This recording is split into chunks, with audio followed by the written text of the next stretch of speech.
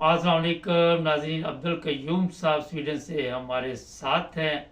पाकिस्तान के अवाम का बहुत दर्द रखते हैं। पाकिस्तान के हालात से मेरा ख्याल है कि मुतमिन भी नहीं और परेशान भी रहते हैं। इनसे पूछें कि आज क्या कहना चाहते हैं। जी सर, क्या मैसेज देना चाहते हैं आज? मुबारक साहब, देखें, मैं ये खबर ये पढ़ रहा था कि देखें, ये जो पाकिस्तान की पीआईए एयरलाइन है, ये पाकिस्तान का स्टाफ था जब पाकिस्तान बना। तो वो ये जितने अरब कंट्रीज थे जिनके पास कुछ भी नहीं था, हम्म। ये जितने मस्कत, कुवैत, दुबई, ये सब, तो ये पाकिस्तानी पायलट्स ने क्या किया कि उनको ट्रेन करना शुरू कर दे और अपनी जो तवज्जो थी अपने मुल्क के एयरलाइन को और आगे ले जाने के लिए उधर से वो हट गए हम्म। और उधर से पैसा लेना शुरू किया।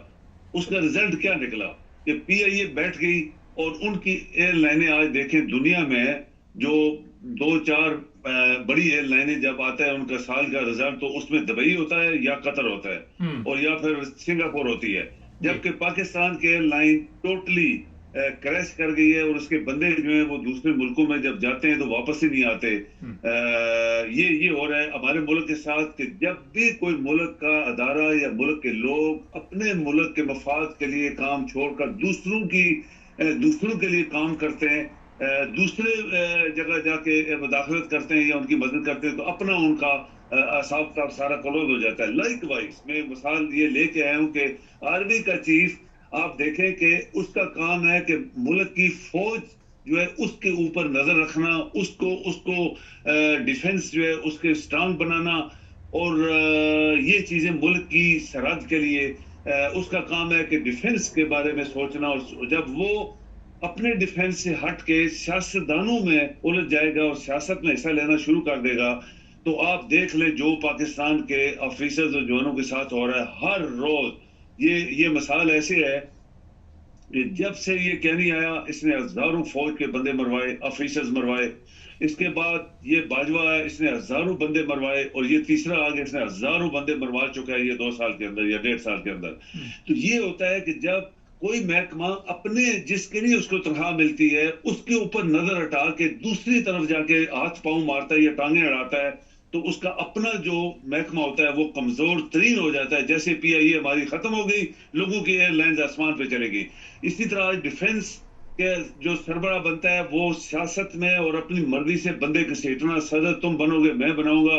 मिनिस्टर ऑफ इंटीरियर जो एक जर्नलिस्ट था उसको पहले चीफ मिनिस्टर बनाया, फिर उसको मिनिस्टर ऑफ इंटीरियर बनवाया। ये किसका काम है मुबारक साहब? ये पाकिस्तान के लोगों का काम है कि वो बनाए कि कौन बंदा हमारे मफाद में काम कर सकता है, कौन लायक आदमी इस काबिल है पोस्ट के।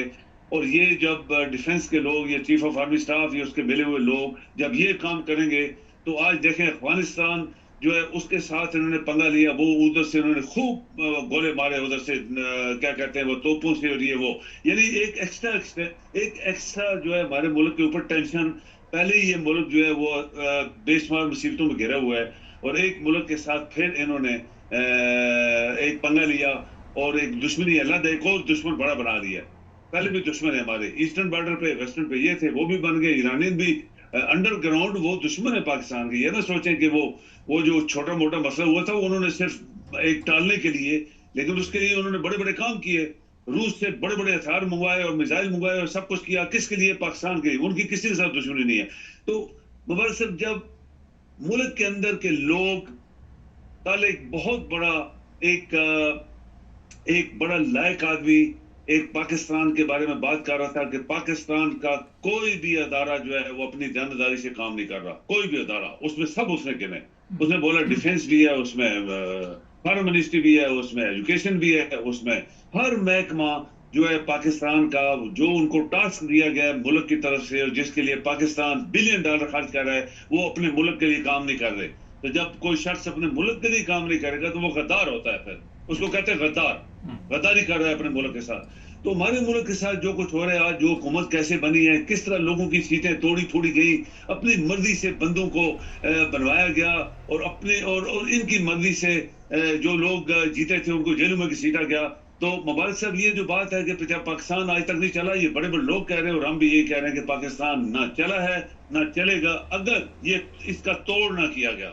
हर बंदा अपने मुल्क के अंदर जो उसको टास्क दिया गया वही काम करे, इससे बाहर ना निकले उस दायरे से, तब पाकिस्तान आपका मूव फॉरवर्ड करेगा। सर ये बताइए, जो इस वक्त आपने बड़ी एक अहम बात की कि तमाम बॉर्डर जो हैं उन पे हमने ऐसे हालात पैदा कर दिए हैं, जिस तरह अफगानिस्तान है, ईरान है, दूसरी तरफ इंडिया है, और जो अवाम है वो भी अपने लोगों से खुश नहीं जिनके पास ताकत है। तो आप क्या समझ रही हैं कि कितनी देर ये सब कुछ चलेगा? कभी तो इसका कुछ ना कुछ अंजाम जो है वो मुझे तो नहीं लग रहा कोई ठीक नजर आ रहा। मोबाइल से ये मिनटों में, घंटों में, दिनों में हो सकता है। अगर आपकी कौम जो है वो जो जो एक गीदड़ों की तरह वो सोई हुई है और बोल नहीं रही, और अफीम खा के उनको नींद आई हुई है, और उनको पता भी नहीं लग रहा कि इस मुल्क के अंदर क्या हो रहा है, तो जब कौम आपकी सो जाए, अदारे आपके दानेदारी से काम न करें, जैसे कल लाइव टीवी के ऊपर एक पाकिस्तान का बहुत बड़ा एक्सपर्ट शख्स उसने बयान दिया कि पाकिस्तान का, उसने बोला कि ये मैं वो बयान दे रहा हूँ, चाहे मुझे इसके खिलाफ शायद लोगों को तकलीफ बहुत होगी, लेकिन ध्यानदारी ये है कि पाकिस्तान का कोई भी अदारा पाकिस्तान के लिए काम नहीं कर रहा। ये देखो हैरानगी की बात है। उसने कहा डिफेंस में नहीं वाले, डिफेंस वाले मतलब है कि वो सियासत में पड़े हुए हैं। इसीलिए तो अफगानिस्तान के साथ टक्कर लगा लेना, और तालिबान ने अगर मारा, तालिबान को मारो, अपनी फौज का डिफेंस मजबूत करो, उसके ऊपर सोचो, उसके ऊपर काम करो जिसके लिए तनख्वाह मिल रही है तुम्हें। तो ये मुबारक साहब, जब ये चीजें हो जाती हैं तो फिर पाकिस्तान कैसे आगे जाएगा? सवाल ये है कि कौन इस पाकिस्तान को उठाएगा, जब पाकिस्तान के जो दानेदार लोगों को काम नहीं करने दिया जा रहा, पाकिस्तान के तमाम दुश्मन और रामखोर जो लोग थे, जो लानती या करप्ट लोग थे, उनको आपने हुकूमत में बिठा दिया, और वो तमाम लोग जो है जो सच बोले उनको पीछे कर दिया। अभी 9 मई का वाक़ा, ये तो खोसे ने ऐलान किया कि ये सब फ्रॉड था, बड़े बड़े लोगों ने बोला ये फ्रॉड था। सर ये बताइए, यहाँ पे एक बड़ा अहम सवाल है कि आप कहते हैं कि दयानतदार लोगों को ऊपर नहीं आने दिया जाए। दयानतदार लोग पाकिस्तान में मौजूद हैं वैसे? देखिए मुबारक साहब, दयानतदार लोग हैं ना। आप पब्लिक में देखें ना, आप ये मोटे मोटे लोगों को ना गिने जो 75 साल से हमारे ऊपर हावी हैं। पाकिस्तान के अंदर बड़े बड़े वफादार और मुहब्ब वतन और काबिल तरीन लोग बैठे हुए हैं, उनको उठने नहीं दिया जा रहा। जबकि उसके मुतजाद जितने तरक्की याफ्ता ममालिक हैं, यूरोप में बैठे हैं लोग, यहाँ पे कोई यहाँ पे वो चौधरी राजा शेख नहीं होता मसलन, वो गरीब तरीन लोग होते हैं, पढ़ते बढ़ते हैं, ऊपर उनको चांस दिया जाता है, वो हुकूमतों तक पहुंच जाते हैं, सदर वजीर आजम तक बन जाते हैं, बादशाह भी बन गए लोग। तो ये यूरोप के, इसीलिए तो आसमान पे चले गए। ये क्या हमारी तरह कोई रात दिन वो क्या कहते हैं, हम लोग तस्वीरें जैली हाथ में रखी होती हैं, लंबी लंबी दाढ़ी रखी हुई है, और हम कहते हैं जी बस। तो अल्लाह ताला तो मदद नहीं करता ना। अल्लाह ताला नीयतें अंदर अंदर की नीयत देख रहा होता है, ये किस नीयत का इंसान है, उसके अंदर क्या चीज है, उसी से उसको सिला मिलता है। तो पाकिस्तान में दयानतदार लोगों को उठने नहीं दिया गया। ये मुबारक साहब, ये एक सवाल है। जो जो आराम खोर लानती लोग हैं, या चोर लोग हैं, या डाकू लोग हैं, या करप्ट लोग हैं, वो पैसे के जोर से ऊपर चले गए, और जबकि आम पब्लिक में बड़े बड़े काबिल लोग हैं जिनको आज तक नहीं वहां पे चांस दिया गया। यहाँ पे अगर पाकिस्तानियों को, हमने कई दफा बात की कि अगर पाकिस्तानियों को उसमें किसी भी, चाहे वो हिंदू है, चाहे वो सिख है, चाहे वो पाकिस्तानी है, चाहे मुसलमान है, चाहे कोई और किसी मजहब का भी पाकिस्तान के अंदर बंदा रहता है और वो काबिल है, तो उसको चांस देना चाहिए ताकि मुल्क के लिए काम करे। लेकिन हमारी बदबख्ती है कि पाकिस्तान एक ऐसा मुल्क है कि जहां पे काबिल लोगों को मजहब के नाम पे उनको बाहर निकाला जाता है। आप देखें मुबारक से, एक बात में छोटी सी करने वाला, आप देखें अरब के जितनी एयरलाइनें हैं ये आसमान पे चली गई हैं, इसमें कोई भी अरब लोग नहीं है। मुसलमान भी 1% होंगे, सब बाहर की दुनिया के लोग हैं। कोई चाइना से आया हुआ है, कोई वियतनाम से आया हुआ है, कोई फिलिपाइन से आया हुआ है, कोई अफ्रीका से आया हुआ है। उनका आपने देखे भी होंगे जितने पायलट्स, और यूरोप से, अमेरिका से, बर्तानिया से उन्होंने रखे, तो क्या वो मुसलमान है? बिल्कुल नहीं। उन्होंने काबिल लोगों को अपनी एयरलाइन हवाले की, और उन लोगों ने उनकी एयरलाइंस उठा के आसमान तक ले गए। पाकिस्तान में ये जो मजहब का चक्कर है, ये इस चक्कर की वजह से पाकिस्तान आज डूब गया है। अगर ये पाकिस्तानियों को मुल्क देते, जो काबिल तरीन लोग हैं जहां भी बैठे हैं, ये पाकिस्तानी है, वो अपने मुल्क के लिए काम करेगा और मुल्क को आसमान पर ले जाएगा। लेकिन ये चीज होने नहीं दी गई, और ये इसके लिए सारी रुकावटें आज जो खड़ी हो रही हैं, इसी चीज के लिए हो रही हैं। कहीं कोई काबिल आदमी, कोई वफादार दयानतदार आदमी पाकिस्तान की हुकूमत में ना आ जाए और ये पाकिस्तान को कहीं उठा ना दे। उसी के लिए सब कुछ किया जा रहा है कि पाकिस्तान पनपने ना पाए, पाकिस्तान तरक्की ना कर सके। कल मैं सोशल मीडिया पे बैठा हुआ था, एक सहाफ़ी थे पाकिस्तान से, मेरी उनसे बातचीत हो रही थी।